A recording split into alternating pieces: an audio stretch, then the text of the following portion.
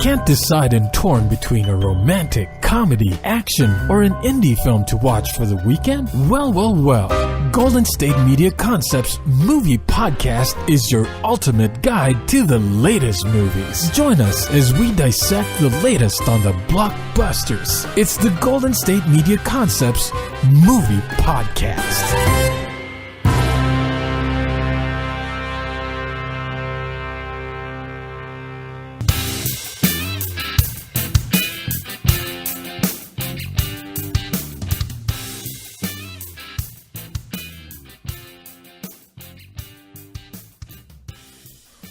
Welcome to the GSMC Movie Podcast, brought to you by AdamandEve.com. Go to AdamandEve.com for a limited time only. You'll get 50% off just about any item using the promo code GSMC. Again, that is the promo code GSMC at AdamandEve.com for 50% off just about any item.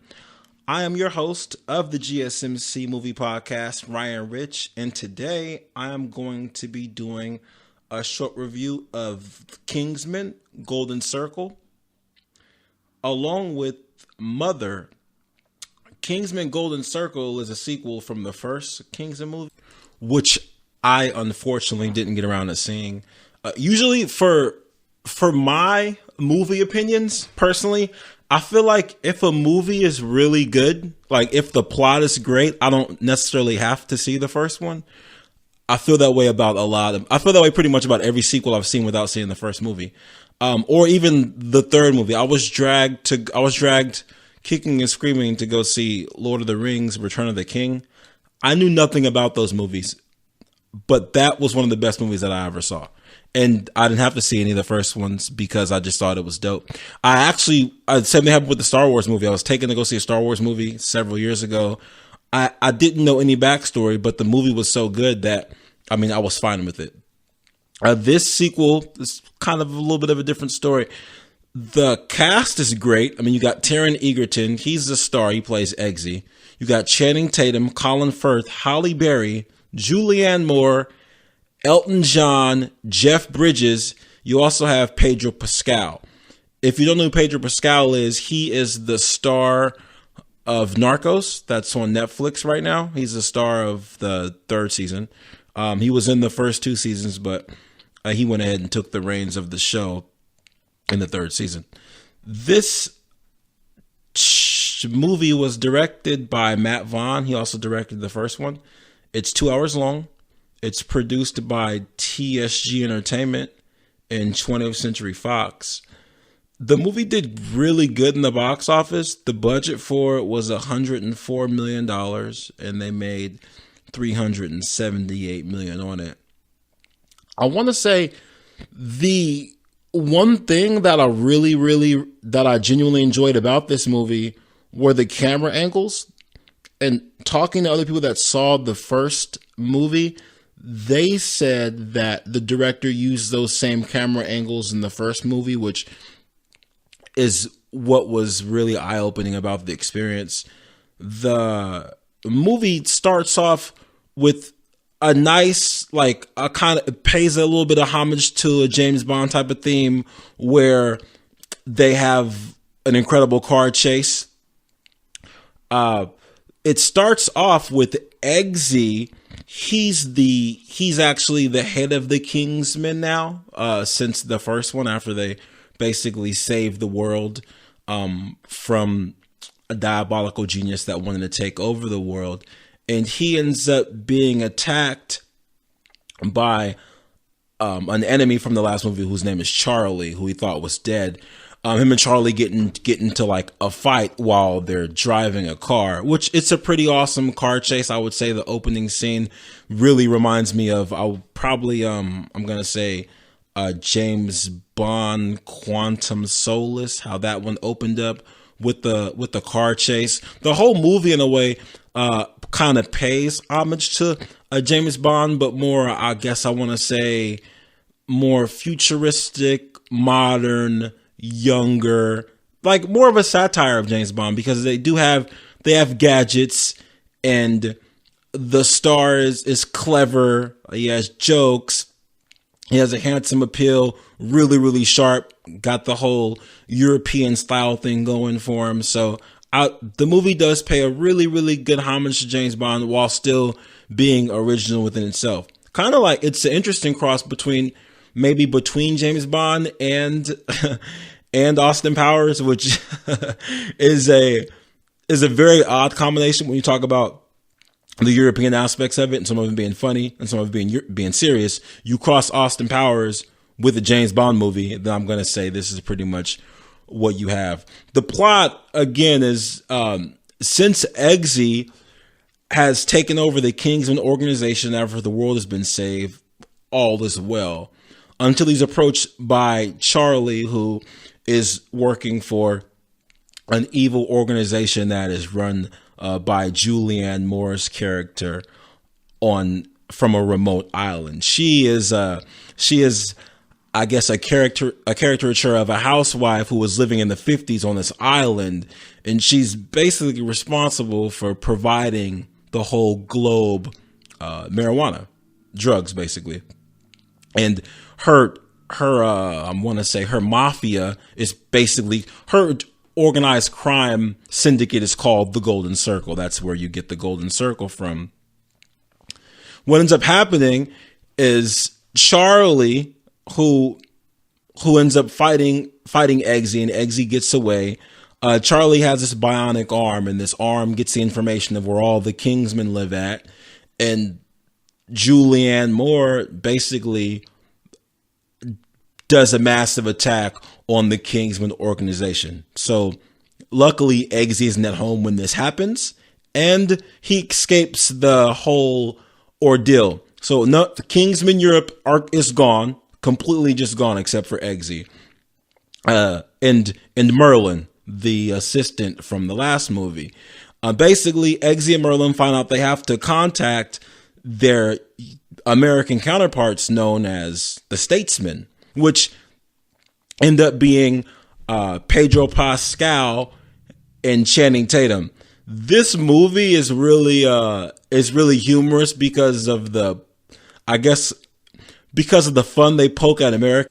They have this massive, ongoing, incredible stereotype of cowboys, and it's pretty funny. Channing Tatum and Pedro Pascal, they do a great job. Channing Tatum is more or less the comic relief, and like he plays Channing Tatum in the movie. And Pedro Pascal is, he's basically a cowboy action hero, a far cry from his Narcos, from his Narcos character, a very, very far cry. Basically, what ends up happening is Pedro Pascal and Channing Tatum, they team up with Eggsy and Merlin and to basically stop Julianne Moore from her diabolical plan to take over the world, which is a pretty good diabolical plan.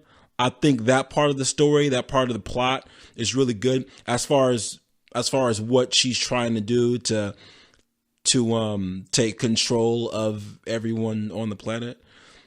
Jeff Bridges plays the head of the Statesman. He plays the guy, the head of the Statesman. So he's another cowboy. Jeff Bridges playing a cowboy. Surprise, surprise. And Halle Berry she's their gadget person. She's their Apple genius, if you will. She's basically in charge of gadgets, and she's their tech support. There's a few twists in the movie.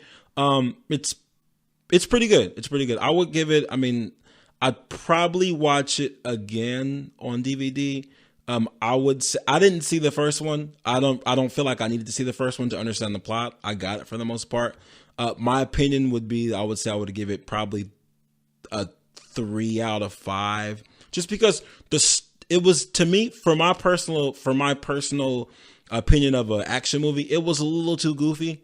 The fight scenes were great though. As far as the camera angles, the action, the guns, the way, just the acting was pretty solid. The movie was just a little bit on the goofy side. It was in like at one point, well, not at one point, Julianne Moore has kidnapped Elton John, and Elton John is her musical slave on this island that she's basically secluded herself on, and he has to play the piano for them all the time. At one point in the movie, Elton John, he rebels against the whole system. He's dressed like a peacock and he goes on a rampage, like just destroying henchmen. Just suddenly he's a mixed martial artist and he just starts destroying henchmen while he's dressed like a peacock and wearing these incredibly high heels. Now, after talking to other people that did see the first one and saw this one, they felt that the first one was a little bit better just because of the storyline. And there were, from what I gather, again, I didn't see the first one, but from what I gather, the first one had less jokes than the second one. I mean, to me, even me just seeing the second one, to me, it was a little bit goofy. It was funny though. There were some very funny parts. There were some serious parts. There's a plot twist that people that did see the first one definitely would enjoy. Me being as someone that I would say enjoys a solid movie, there was a plot twist that I enjoyed. I mean, because there's some things that happen in the movie that make you say, well, why would that person do that? That's not very good acting, or that's wasn't written very well. Then when you realize that, okay, well, something else is happening, then suddenly, you feel like, okay, I guess they wrote that pretty well. So my opinion for it would definitely be, I would say I would give it a 3 out of 5. I would watch it again if it was on TV at my house. Should you go see it? Yes, I think you should go see it. Should you go see the first one? I believe you should go see the first one, because everyone I talked to that I saw both, they recommend the first one over the second one. Even though they say the second one was okay, they say the first one was great. So when I get some time, I probably will go watch the first one. I think it'd be really interesting to see the contrast between the two, because I believe that there are some huge gaping differences from what people have described to me. It's not even really that the second one was, I'm not going to say it was too goofy for me, even though it was. I mean, I've watched goofy movies. I mean, I've seen a ton of goofy action movies. I mean, Pineapple Express is goofy, but it's a solid movie.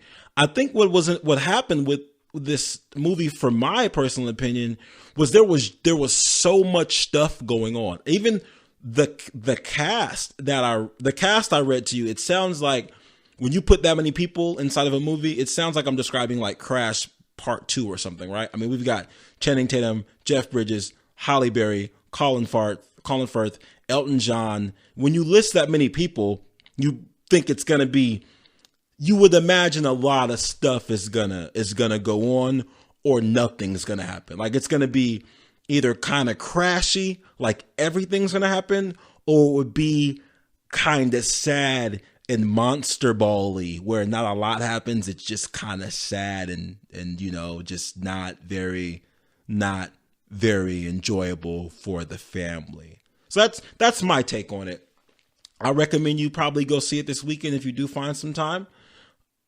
It is a smooth 2 hours, so I would recommend you get some nachos, get enough popcorn, get a nice enough drink that you don't have to get up during this movie. But the 2 hours does go by pretty fast. It's not an agonizing 2 hours. I have sat through movies that I thought were very, very bad, and I didn't leave just because I've never walked out on a movie. Usually if I set time to go to a movie, I have a lot of time that day. I'll go see a movie if I have like 5 hours of nothing to do. So I would never walk out of a movie because that time has already been allotted. Like, I already paid for the nachos.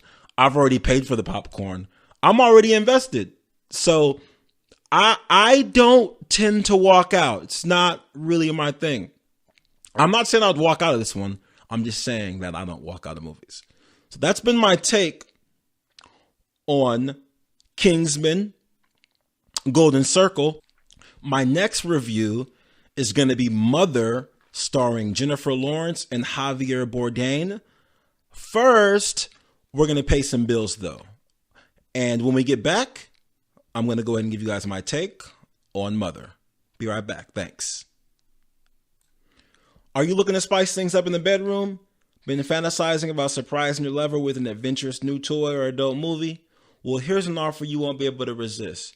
Go to adamandeve.com. For a limited time only, you'll get 50% off just about any item. But that's not all. Oh, no. When you select your one item at 50% off, you'll also receive 3 free adult DVDs for a little inspiration. Plus, a free extra gift so sensual, we can't mention it on the podcast. And to top it all off, they'll even throw in free shipping on your entire order. And no, they're not kidding. So check out adamandeve.com today for this special offer. Get 50% off one item when you type GSMC for the offer code upon checkout. When you do, you get 3 free DVDs, a free extra gift, and free shipping. That's just so much free. Just use offer code GSMC at adamandeve.com. That's GSMC at adamandeve.com.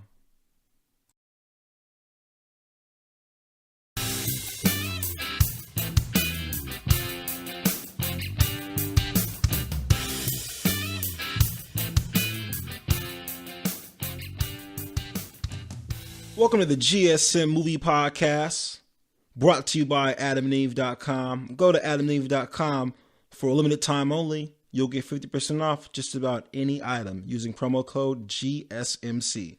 That's GSMC promo code at adamandeve.com. This is the GSM Movie Podcast with Ryan Rich. We just got done wrapping up Kingsmen Golden Circle. Hopefully you guys go see that and enjoy it. The second film I'll be reviewing today, the psychological horror film called Mother, with an exclamation mark at the end. This is directed by Darren Aronofsky, starring Jennifer Lawrence, Javier Bardem, Ed Harris, and Michelle Pfeiffer. Movie runs 121 minutes, so 2 hours. The budget was $30 million and the box office was 43. So it may sound like, it doesn't sound like, it didn't do very well in the theater, but this was a film festival film that got incredibly popular after the film festival. The story, again, it's a psychological horror film. I'm not gonna give out any spoilers in this. Interestingly, the star of the movie, Jennifer Lawrence, said that before you go see this movie, you should read about it or know what it's about before going into it. Me personally, I'm never going to do that before going to go see a movie. I mean, one of my really good friends, he told me that he accidentally read a review for Snowman, the serial killer film that's out with Michael Fassbender. And he said that after reading that review, he wants nothing to do with the movie, which is unfortunate, because you plan to go see something, you get a review, and then they tell you not to go see it, or they spoil it for you. So it's either one of two things, right? Like someone does a review and tells you why the movie is terrible, and they give you a whole bunch of spoilers as to why it's terrible, or you want to go see the movie and they tell you all the spoilers. So being that this is a psychological horror film, even if it was a psychological thriller, anything being psychological, I'm not going to give away anything that's going to mess up this movie for you. I just recommend you see it. I think it's really good. I love these type of movies where you turn them on, you don't know what's going to happen. You have no idea what's going to happen. You have no idea what the ending is going to be.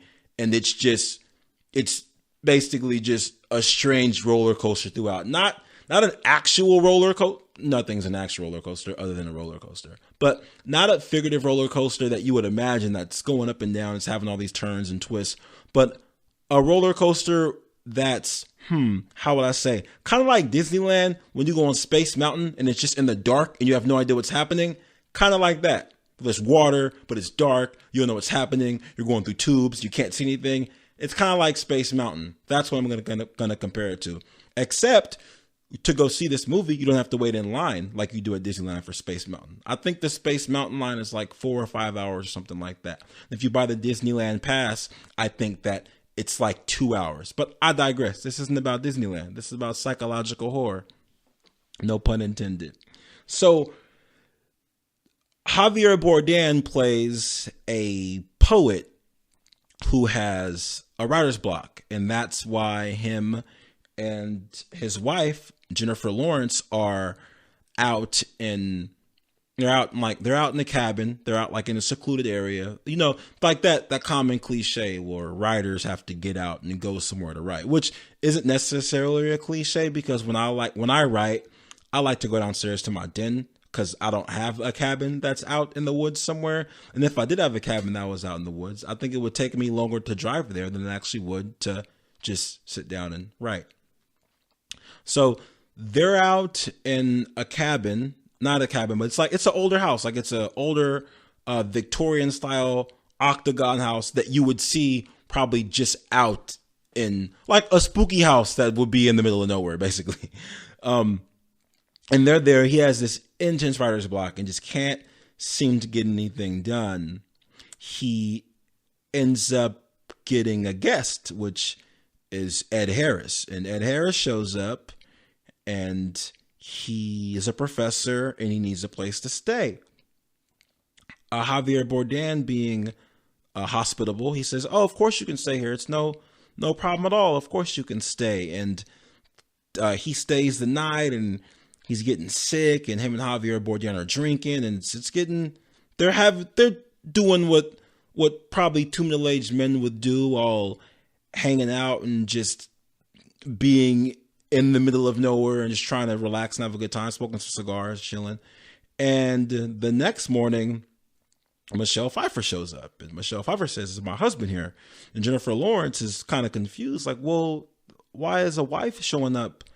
Like, what's happening?" And Javier Bardem says, "Oh, don't worry about it. It's okay." And then the wife is there, and they're in the home, and Michelle Pfeiffer is oddly rude to Jennifer Lawrence in her home.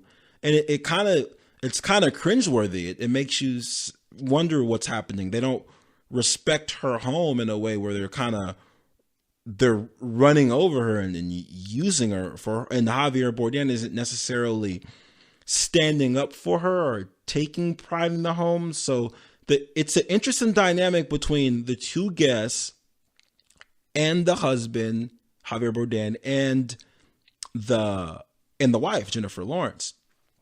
So they're eating dinner. Michelle Pfeiffer asks just interesting questions. Like, they end up having a conversation about children, and she just asks probing questions you probably wouldn't even ask a friend. Like, so why don't you want kids? Or are you even trying to have kids? And Jennifer Lawrence is incredibly turned off. Then the next day, one of their kids show up at the house, and one of their kids show up, and he's very, very upset with his father. And then another kid shows up, and it's really interesting the way all these people keep showing up at the home and the dynamic between all of them as it relates to the couple, Jennifer Lawrence and Javier Bardem. Javier Bardem in the movie is known as the poet. The dynamic between everyone is just, it's really shocking, honestly, because some terrible things happen in the movie, and a lot of it ends up being overlooked by everyone except for Jennifer Lawrence and a couple others, which is probably why they recommend reading what type of entities these particular individuals represent before going into the movie. However, I'm just not that way. I like to be surprised and deceived when it comes to movies, because I don't want to be deceived in real life or surprised. Do I want someone to rear end me at a stop sign? No. Do I want to be surprised in a movie? Absolutely. So if you're the type of person that likes to open presents on the 25th, go see the movie. If you're the type of person that likes to open presents on the 24th, because you can't wait for the 25th and you can't put out milk and cookies for people, then go ahead and read about the movie first. Either way, I'd recommend seeing it. I think it's great. Jennifer Lawrence, if you watched her in any movies in the last 5 years, you would know that she's stellar. She does an award-winning job.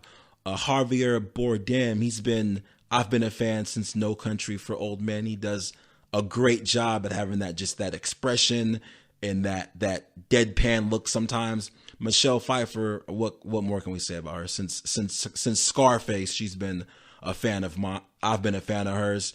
And Ed Harris, he's Ed Harris at his best. Ever since Glenn Ross, he's got that humorous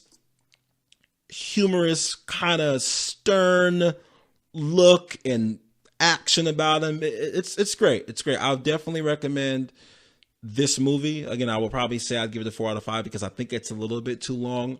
However, I might feel differently about this after I actually watch the movie again, because I think that once I know, now that I've read about it and I know the particular entities that the people represent within the movie, I think 2 hours is probably the perfect amount of time for me to watch it and to actually absorb what's happening from all of the characters. That's why I think it probably didn't do well at the box office, because the word didn't spread well.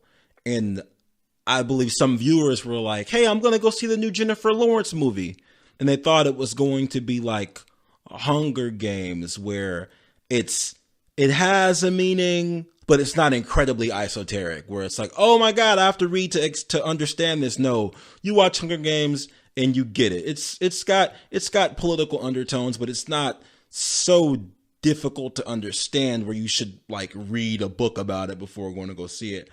Or a Jennifer Lawrence movie like American Hustle, where the movie, it's a solid movie.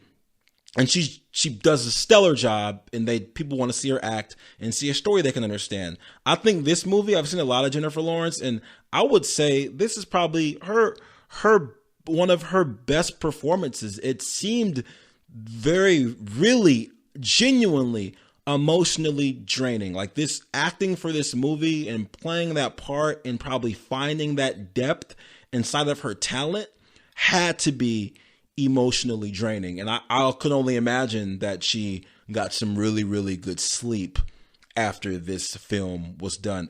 And I've always been a massive fan as her acting has gotten just better and better and better. And I mean, probably one of her most underrated performances would be Silver Linings Playbook, which isn't talked about enough. And she did an incredible job in that as well.